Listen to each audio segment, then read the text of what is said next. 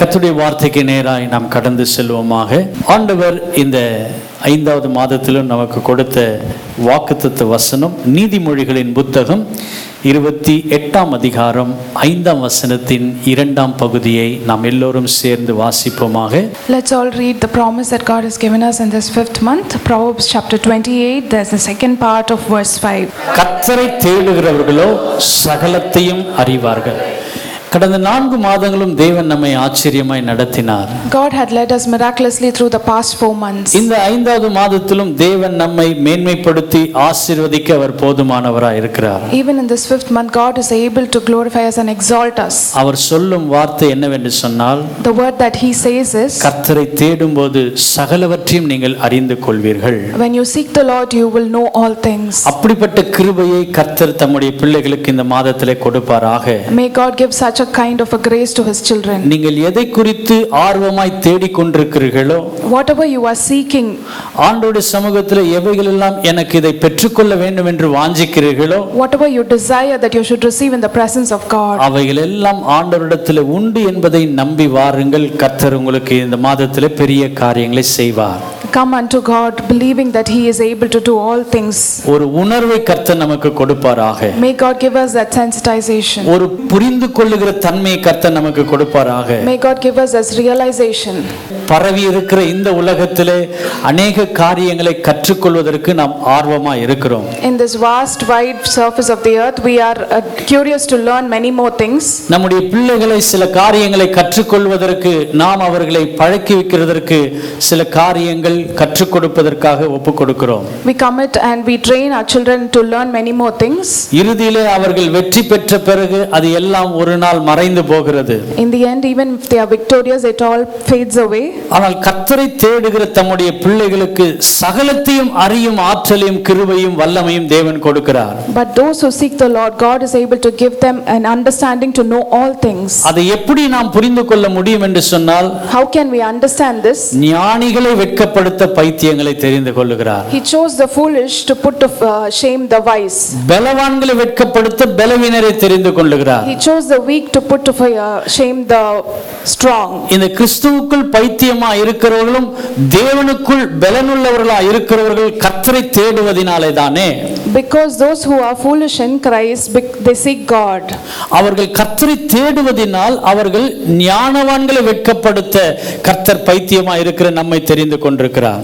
Because they seek God, God has chosen the foolish to put to shame the wise. இவைகளெல்லாம் இந்த மாதத்திலே தியானிக்க கர்த்தர் நமக்கு கிருபை தருவாராக. May God give us grace to meditate on all these things. நம்முடைய வாழ்க்கை எப்படி அமைய வேண்டும்? How should our life be? நம்முடைய குடும்பம் எப்படி நடத்தப்பட வேண்டும்? How our families should be led? நம்முடைய ஆவிக்குரிய வாழ்க்கையிலே அடுத்த படி எப்படி முன்னேறி செல்ல வேண்டும்? How our spiritual lives should be for going forward? நம்முடைய வாழ்க்கையில வருகிற பிரச்சனைகள், போராட்டங்களை எப்படி சமாளிப்பது? How to tackle the problems and the hardships we face in our lives? இது எல்லாம் கர்த்தருடைய சமூகத்தில் நாம் தேடி வரும்பொழுது இதற்குரிய பதிலை கொடுக்கிறார். When we seek God regarding all this, there is answers in the presence of இந்த God. மாதத்திலே கர்த்தரை நீங்கள் தேடுவீர்கள் என்று சொன்னால், In this month, if you seek the Lord, சகல காரியங்களை நீங்கள் அறிந்து கொள்ள போகிறீர்கள். you will understand all things. விசுவாசிக்கிற எல்லாரும் கரங்களை உயர்த்தி சொல்லுமா? Amen. மறைந்திருக்கிற காரியங்கள், Whatever is hidden, வெளிப்படாத காரியங்கள், whatever is not revealed, எல்லாவற்றையும் அறிந்து கொள்வதற்கு கர்த்தரை தேடுங்கள். to know all these things, seek the Lord. இந்த நாளிலும் தேவன் நமக்கு சொல்லிக் கொடுக்கிற காரியம் என்ன? Even today, what is God willing to speak to us? 2ஆம் பகுதியிலே நாம் வாசிக்கிறோம், In the second part we read, கர்த்தரை தேடுகிறவர்களோ, but those who seek the Lord. கர்த்தரை தேடுகிறவர்களோ என்று சொன்னால், When it says but those who seek the Lord, அப்படிப்பட்ட பிள்ளைகளுக்கு ஒரு நன்மையும் குறைபடாது. they will not lack any good thing. 34ஆம் சங்கீதம் 10ஆம் வசனத்திலே நாம் பார்க்கிறோம், We see in Psalm 34 and verse 10, சிங்கக்குட்டிகள் தாழ்ச்சி அடைந்து பட்டினியாய் கிடக்கும், even the lions may go hungry, ஆனால் கர்த்தரை தேடுகிறவர்களுக்கோ but those who seek the Lord, ஒரு நன்மையும் குறைபடாது. they will lack no good thing. அந்த இடத்துல நன்மை மாத்திரம் மாத்திரம் சொல்லல, It is not just good thing. ஒரு நன்மையும் குறைபடாது. They will lack not even one good thing.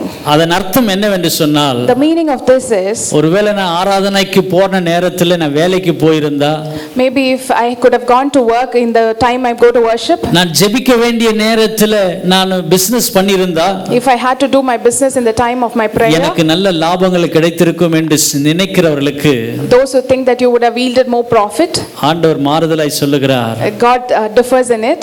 நீங்கள் கர்த்தரை தேடும் பொழுது, When you seek the Lord, ஜெபிக்கும் பொழுது, when you pray, வேதத்தை வாசிக்கும் பொழுது, when you read the Bible, கர்த்தருக்காக நீங்கள் காரியங்களை கனப்படுத்தும் பொழுது, when you want to exalt and glorify உங்கள் God, வாழ்க்கையில எந்த ஒரு குறைவும் காணப்படாது. there will be no lack in your life. ஐயோ நான் அந்த பிசினஸுக்கு போயிருந்தேன்னா இன்னைக்கு லாஸ் ஆயிருக்காதே அப்படின்னு சொல்லக்கூடிய அளவுக்கு கர்த்தர் உங்களை உயர்த்தி வைப்பார்.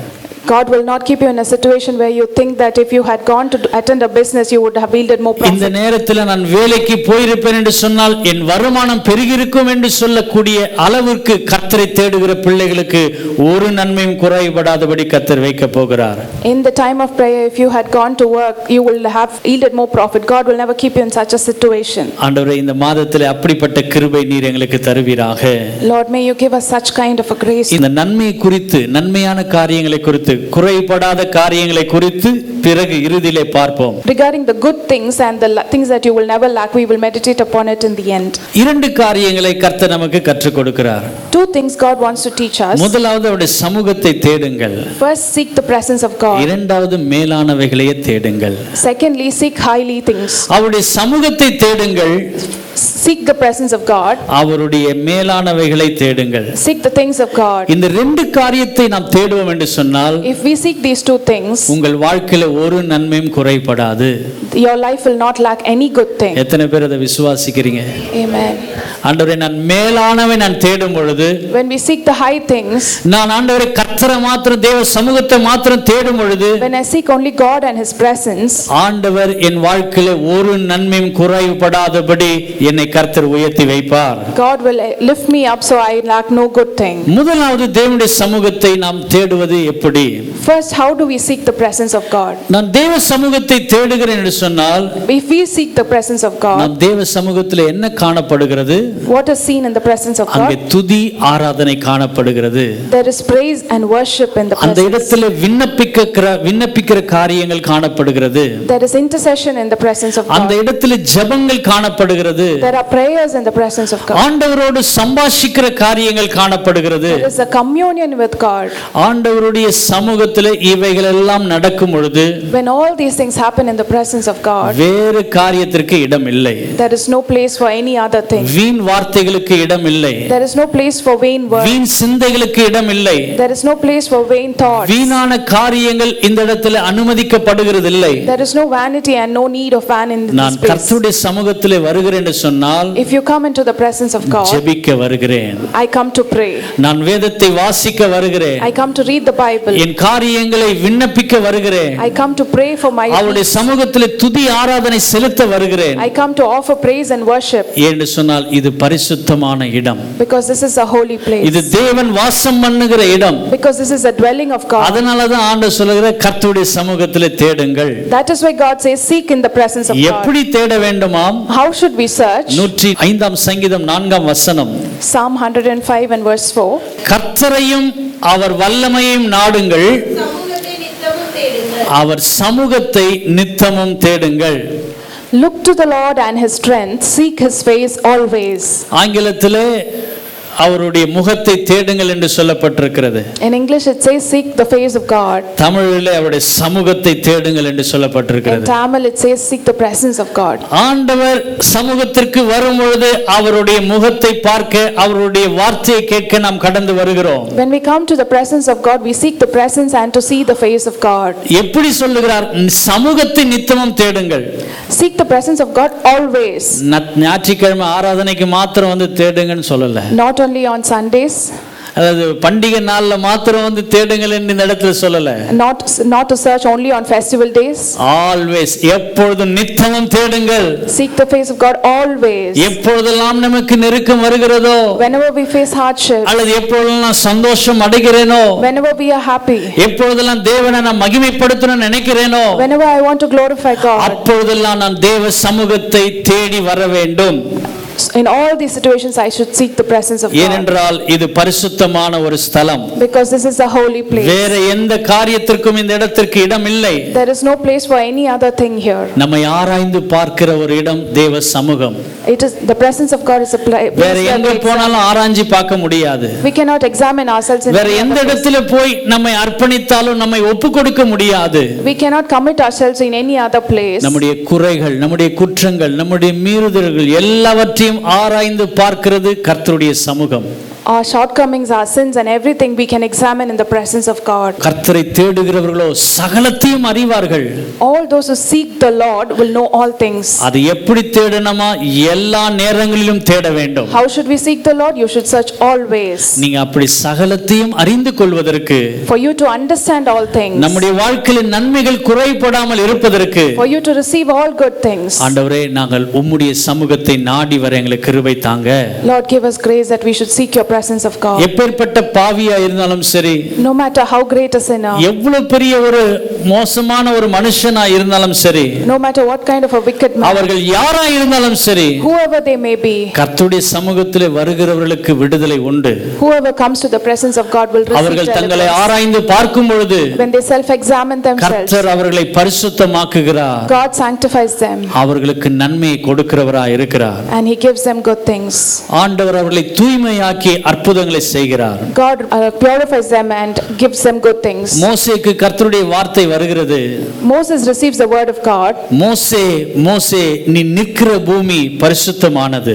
Moses, the ground you are standing on is a உன் holy place. பாதரட்சியை கழட்டி போடு என்று சொல்லுகிறார். Remove your sandals, it was said. நம்மை உருவாக்கின தேவன் நம்மை பார்த்து சொல்லுகிறார், The God who created us looks at us நீ and says, கர்த்தருடைய சமூகத்திற்கு வரும்பொழுது உன்னை பரிசுத்தம் பண்ணிக்கொள்.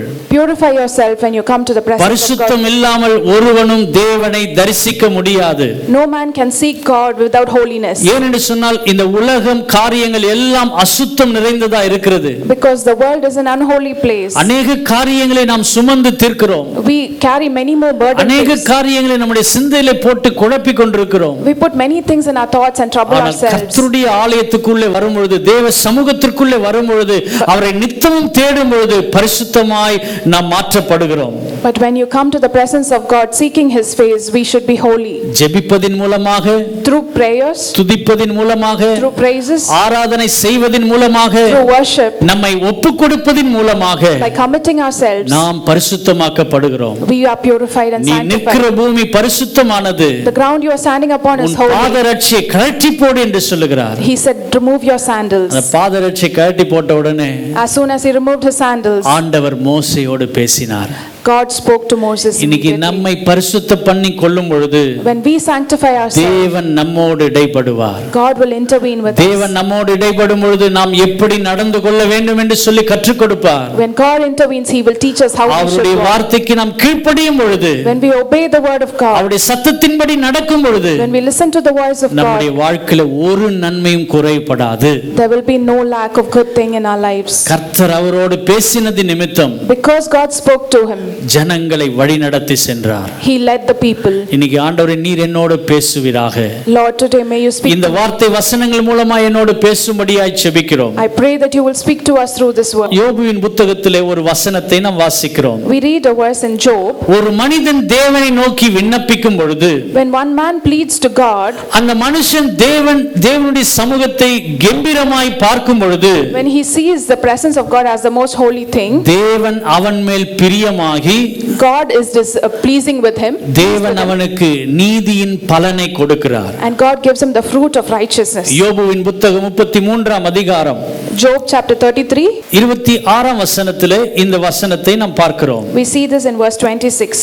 அவன் தேவனை நோக்கி விண்ணப்பம் பண்ணும்போது அவன் தேவனை நோக்கி விண்ணப்பம் பண்ணும் பொழுது, அவன் அவருடைய சமூகத்தை கெம்பீரத்தோட பார்க்கும்படி அவன் மேல் அவன் மேல் பிரியமாகி அந்த மனுஷனுக்கு அந்த மனுஷனுக்கு நீதியின் பலனை அவருடைய நீதியின் பலனை கொடுப்பார். Praise the Lord. அவனுக்கு நீதியின் பலனை கொடுப்பார். God will give him the fruit of righteousness. ஒருவன் தேவனை நோக்கி விண்ணப்பிக்கிறான், When one person prays to God, தேவனுடைய சமூகத்தை வாஞ்சிக்கிறான், he desires the presence of God, அவனுக்கு ஆண்டவர் சொல்றார் நீதியின் பலன் உண்டு. you will surely receive the benefit of righteousness. இந்த உலகத்துல நமக்கு யார் நீதி செய்யாவிட்டாலும், Today, if nobody serves right justice to us, நமக்கு நியாயம் கிடைக்காமல் போனாலும், even if we don't receive justice, தேவனை தேடுகிற அவருடைய சமூகத்தை நித்தமும் தேடுகிற பிள்ளைகளுக்கு நீதியின் பலன் உண்டு. for the children of God who seek the presence of God, always the fruit of righteousness. இந்த பகுதியிலே யார் இதை சொல்லுகிறார் என்று சொன்னால், In this passage, who says this is? Elihu இதை சொல்லுகிறார். Elihu says this. எலிகு யார் என்று சொன்னால், Elihu யோபுவினுடைய நண்பன். is a friend of Job. ஏற்கனவே 3 நண்பர்கள் வந்து இவனை பத்தி குறை சொல்லிட்டாங்க. Already 3 friends came and they spoke bad about Job. எலிபாசு, பில்தாத்தார், சோப்பார், இவர்கள் 3 பேரும் யோபுவை குறித்து குறை சொல்லுகிறார்கள். All his 3 friends complained about Job. ஆனால் கர்த்தரை நோக்கி விண்ணப்பம் பண்ணின யோபுவுக்காக, But Job who pleaded with God, கர்த்தர் எலிகோவை அனுப்புகிறார். God sends Elihu.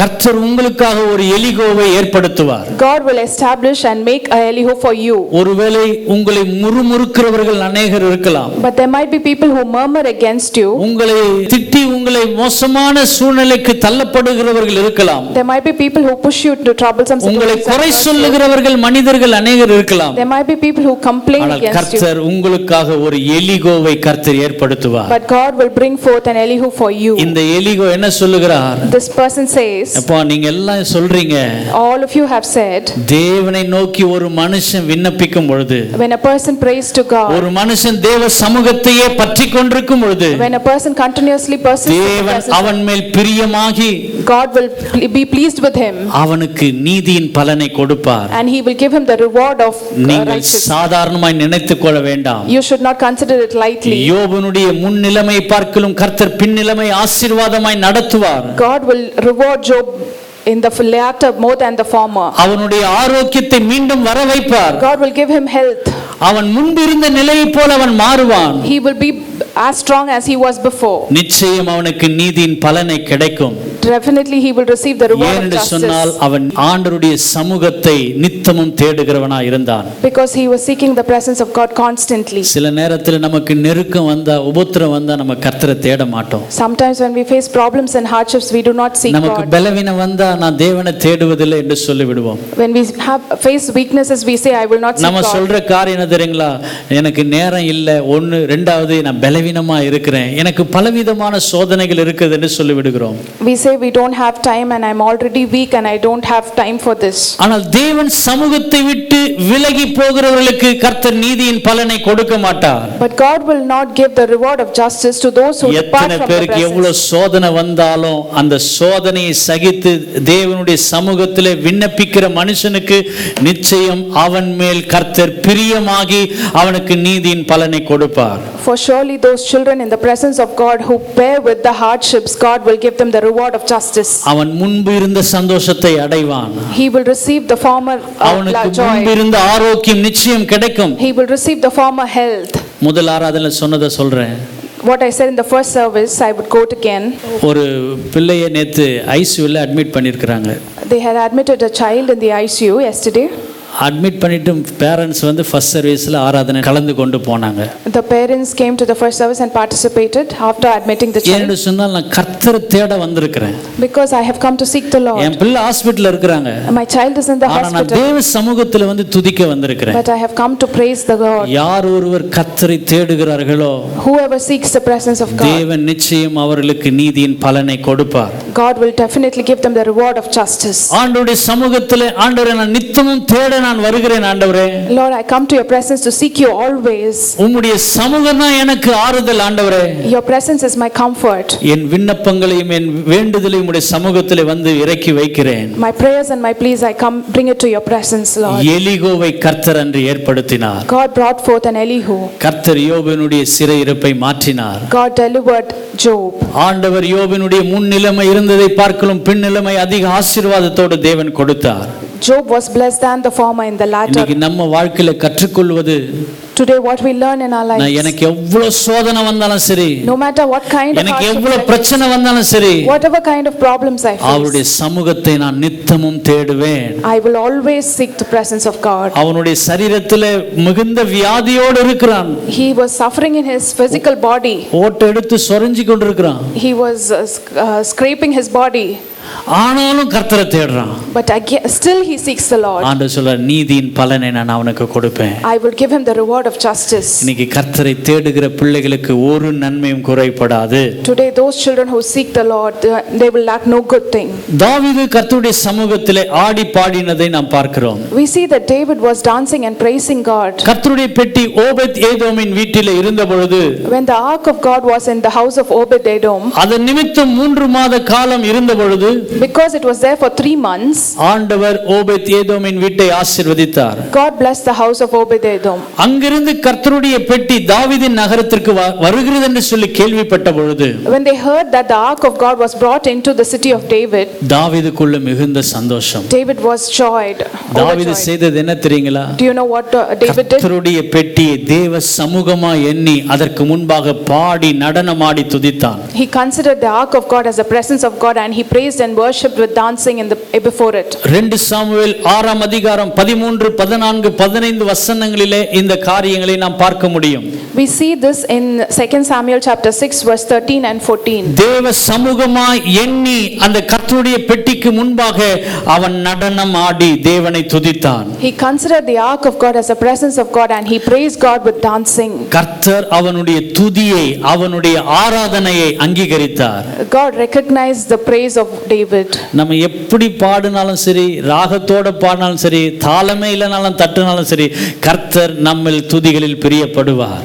No matter whether we sing in tune or out of tune, God desires our எனக்கு praises. பாட தெரியாதுன்னு சொல்ல வேண்டாம். Do not say that I do எனக்கு not know ஜெபிக்க sing. தெரியாதுன்னு சொல்ல வேண்டாம். Do not say that you do not know to pray. நீங்க துதிக்கிற துதியிலே அவருக்கு பிரியம் உண்டாகும். God desires in your praises. தாவீது என்ன செய்தா தெரியுங்களா? Do you know what David did? துதித்து He praised, பாடி தேவனை மகிமைப்படுத்தி, he worshipped and exalted God, நடனமாடி, he danced, இதெல்லாம் முடித்த பிறகு சர்வாங்க தகன பலிகளை செலுத்தி, and after this he offered and sacrificed. சமாதான பலிகளை செலுத்தி He offered a peace offering, ஜனங்களை ஆசீர்வதித்தான். and he blessed the people. இன்னைக்கு அப்படிப்பட்ட துதி பலிகளை நாம் செலுத்த வேண்டும். Today we should offer such kind of praises. அதனால தான் ஆராதனை நேரத்துல எல்லாமே நம்ம செய்றோம். That is why during worship we do all நம்மளை this. அர்ப்பணிக்கிறோம், We commit நம்மளை ourselves, பரிசுத்தமாக்குகிறோம், we sanctify ourselves, மற்றவர்களுக்காக ஜெபிக்கிறோம், we pray for நம் others, கொடுக்கிறோம். we offer, we give. எல்லாவற்றையும் செய்யும் பொழுது When we do all these things, கர்த்தர் அதை அங்கீகரிக்கிறார். God recognizes it. தேவனுக்கு பிரியமான ஆராதனை செலுத்துவதுதான் தேவனுக்கு உகந்ததா இருக்கிறது. To offer a right sacrifice to God is desirable in the sight of God. Michal தாவீதை பார்த்து சொல்லுகிறார், Micah says about David, நீ ஒரு அரசனா இருக்கும் பொழுது when you are a king, இந்த சாதாரணமான ஜனங்களுக்கு முன்பாக ராஜ உடையை எல்லாவற்றையும் கழட்டி போட்டுவிட்டு ஒரு சணல் நூலாகிய ஏபோத்தை தரித்து நீ நடனம் ஆடுகிறாயே. before all these common people, you remove your kingly clothes and you dance with the common people. இது நியாயமா என்று சொல்லி கேட்கிறார். Is this right? Was Michal's complaints. ஆனால் தாவீது மீகாலுக்கு சொல்லுகிற வார்த்தை என்ன தெரியுங்களா? But David says to Michal, நான் ராஜாவா இருக்கிறதை பார்க்கிலும், more than being a king, அல்லது ராஜாவின் உடையை நான் அந்த உடையை அணிந்திருப்பதை பார்க்கிலும், more than wearing the clothes of a king, நான் தேவனுடைய சமூகத்தில் நடனமாடி துதித்து பாடுவது மேலானது. it is greater than to be in the presence of God என்று praising சொன்னால் him. நான் இன்னும் நீசனா இருக்கிறேன், Because I am just a man, இன்னும் என் பார்வைக்கு நான் அற்பமானவனா இருக்கிறேன். because I am just very common and little in the sight of உம்முடைய myself. நாமத்தின் மகிமைக்காக நான் இதை தேவனுக்கென்று செய்ய என்னை ஒப்புக் கொடுக்கிறேன். I have committed myself to do all this for the glory of God. தேவ பிள்ளைகளே, உங்களை நீங்கள் அர்ப்பணிக்கும் பொழுது, Dear children of God, when you commit yourselves, நாம் எவ்வளவு பெரிய பொசிஷன்ல இருந்தாலும் சரி, no matter what kind of a position, high position you might be, நாம் எவ்வளவு பெரிய மனுஷனா இருந்தாலும் சரி, no matter what kind of a big person you might நாம் be, எல்லாரும் ஒன்று கூடி ஆராதிக்கிற நேரம் தேவனுக்கு பிரியமான நேரம். God desires in a time when all of us gather together and praise him. தேவனுடைய பார்வையிலே சிறியவன் பெரியவன் அல்ல. In the sight of God, there is no big person or நாம் influential or big எந்த or small. விதத்திலே ஆராதிக்கிறோம் என்று தான் தேவன் பார்க்கிறார். பார்க்கிறார். God sees how we worship him. அவர் இனத்தையோ மதத்தையோ எந்த ஒரு சூழ்நிலையும் பார்க்கவில்லை. God does not see the nationality or the language or anything. சரிசமமாய் பார்த்து அவர்களுக்கு ஆசீர்வாதம் கொடுக்கிறார். God sees them all equally and blesses them. நாம் அவரை துதிக்கும் பொழுது நிச்சயம் நமக்கு முன்பாக இருக்கிற சத்துருக்களை கர்த்தர் முறியடித்து போடுவார். When we praise him, God will definitely shatter the enemies before us. அன்று தாவீது தேவ சமூகத்திலே ஆடி பாடி துதித்தான். David that day praised and worshiped God with dancing. கர்த்தர் எப்படி அங்கீகரித்தார்? How did God recognize him? 7ஆம் அதிகாரம் முதல் வசனத்திலே பார்க்கும் பொழுது In the first verse of chapter 7, அவனுக்கு சுற்றியிருந்த எல்லா சத்துருக்களையும் அவனை விட்டு நீக்கினார். he removed all his enemies surrounding David. அவனுக்கு ஒரு இளைப்பாறுதலை கட்டளையிட்டார். And God gave him rest. கர்த்தர் ஒரு சமாதானத்தை கட்டளையிட்டார். God gave him peace. இன்னைக்கு கர்த்தருடைய பிள்ளைகள் துதிக்கும் பொழுது, நல்ல பாடி ஆராதிக்கும் பொழுது, today when the children of God praise and worship him, உங்க வாழ்க்கையிலே இருக்கிற எல்லா சத்துருக்களை கர்த்தர் விலக்கி போடுவார். God will remove all the enemies from your lives. கர்த்தர் நீதியின் பலனை உங்களுக்கு கொடுப்பார். God will give you the reward of justice. கர்த்தர் உங்கள் வாழ்க்கையில் இருக்கிற சத்துருக்களை அகற்றி போடுவார். God will remove the enemies in your நாம் life. கர்த்தருடைய சமூகத்திலே வந்து நித்தமும் அவரை தேடுவது நல்லது. It is good that we always come to the presence of God and seek him. எருசலேமிலே எல்லாரும் ஒரு பாடலை பாடினார்கள். Everybody was singing a song in Jerusalem. தாவீதின் மைந்தனுக்கு ஓசன்னா ஓசன்னா என்று சொல்லி பாடினார்கள். Hosanna to the son of David. இதை பாடி முடித்த பிறகு இயேசு கிறிஸ்து தேவாலயத்துக்குள்ளே பிரவேசிக்கிறார். After they finished the song, Jesus enters the அங்க temple. தேவாலயத்துக்குள்ளே பிரவேசித்த பொழுது As he entered the synagogue, விற்கிறவர்களும் கொள்ளுகிறவர்களை பார்த்து சொன்னார், to all those people who were selling, என்னுடைய ஜெப வீட்டை நீங்கள் கள்ளர் குகையாய் மாற்றினீர்கள். you have turned my temple into a house of robbers. தேவனுடைய சமூகம் வியாபார கூடுகை அல்ல. House of God is not a place of business. தேவனுடைய சமூகம் உலக பிரகாரமான காரியங்களுக்கு இடம் இல்லை. In the presence of God there is no place for worldly things. நாம் இந்த இடத்திலே வருகிறோம் என்று சொன்னால், If we come here in the presence of கர்த்தரை ஆராதிப்பதற்காக வருகிறோம். we come to praise God. நம்முடைய எண்ணங்கள், நம்முடைய சிந்தனைகள் முழுவதும் ஆண்டவருக்கு நேராக இருக்க வேண்டும். Our thoughts should be directed towards God. அசுத்தமான காரியங்களோடு, அசுத்தமான எண்ணங்களோடு நாம் தேவாலயத்துக்குள் வரக்கூடாது. We should not come with unholy thoughts in the presence of God. பரிசுத்த எண்ணத்தோடும் பரிசுத்த அலங்காரத்தோடும் கர்த்தரை தொழுது கொள்ள வேண்டும். We should come with holy thoughts in the presence of God. அப்படி நெருங்கி வரும் பொழுதுதான் கர்த்தர் நம்முடைய துதிகளில் பிரியப்படுவார். Only when we come in such a way, God desires in our praises. நம்முடைய ஆராதனை அவருக்கு பிரியமா இருக்கும். Our worship will be desirable in the sight of God. நம்முடைய எண்ணங்கள் சுத்தமா இருப்பதாக. May our thoughts be holy. நாம் தொழுது கொள்ளும் நேரத்திலே, When we worship God, நாம் ஆராதனை பண்ணுகிற நேரத்திலே, during our praises, விண்ணப்பிக்கிற நேரத்திலே, when we pray, அவருடைய சமூகத்தை நித்தமும் தேடும் பொழுது, when we seek the presence of God always, நிச்சயம் நமக்கு நீதியின் பலனை தேவன் நமக்கு கொடுப்பார். definitely God will give you the reward of ஒரு justice. பரிசுத்தத்தை கர்த்தர் உண்டாக்குவார். God will give a holiness. சத்துருக்களை நம்மை விட்டு அகற்றி போடுவார். He will remove the enemies from us. கர்த்தரை தேடுகிறவர்களுக்கோ ஒரு நன்மையும் குறைபடாது. For those who seek the Lord, they will lack no good thing. Chennai Kottivakkam AG சபையின் ஆராதனை நேரங்கள். ஞாயிறு ஆராதனைகள். முதல் ஆராதனை காலை 7 மணி முதல் 9 மணி வரை. இரண்டாம் ஆராதனை காலை 9:30 முதல் 11:30 வரை. மாலை ஆராதனை மாலை 6 மணி முதல் 7:15 மணி வரை. செவ்வாய்க்கிழமை தோறும் சங்கிலி ஜெபம் காலை 6 மணி முதல் மாலை 6 மணி வரையில். சனிக்கிழமைகளில் உபவாச ஜெபம் காலை 11 மணி முதல் பிற்பகல் 12:15 மணி வரையிலும். அன்பானவர்களே, இந்த சபை ஆராதனைகளில் நீங்கள் பங்கு பெறுங்கள். தேவ ஆசீர்வாதங்களை பெற்று மகிழுங்கள். மேலும் விவரங்களுக்கு கொட்டிவாக்கம் ஏஜி சபை எண் 2/18 காமராஜர் சாலை, கொட்டிவாக்கம், சென்னை 41